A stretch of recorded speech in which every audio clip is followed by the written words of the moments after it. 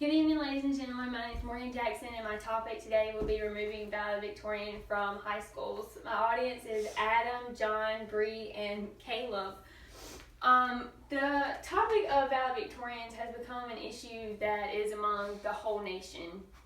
It used to be that it was easy to find valedictorians in high schools because their class sizes were smaller and also the AP classes were smaller. But now the AP classes have gone up. The number of students that take AP classes has risen, and the number of students who have high GPAs has risen. The actual GPA for the United States for all the students in high school has risen to a 2.95, which rose from a 2.4 over the last decade.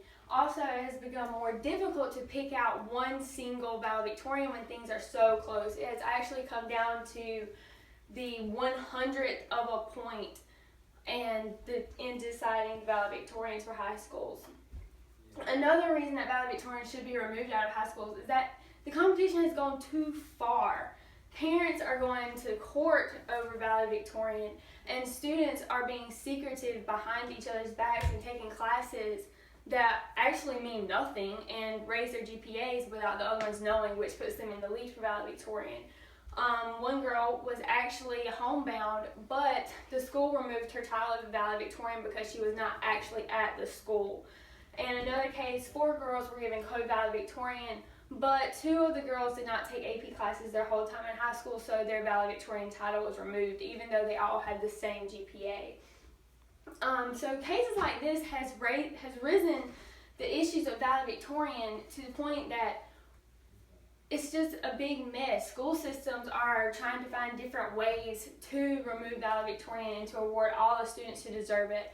One high school in California actually has 4,500 students has decided to award the top 10% of students in the high school with in high honor, and it allows the students to apply for speaking at graduation instead of one being chosen. It gives students the opportunity to apply to speak at graduation in their honor, and all the students in the top 10% receive an honor of what is equivalent to valedictorian. These are just reasons that the valedictorian should be removed from the high schools across the country. Smaller schools, it's a little easier to pick out one valedictorian, but in larger schools, it's time to move on to the next step in the school systems, which is giving an opportunity for other students by altering the valedictorian process. Thank you.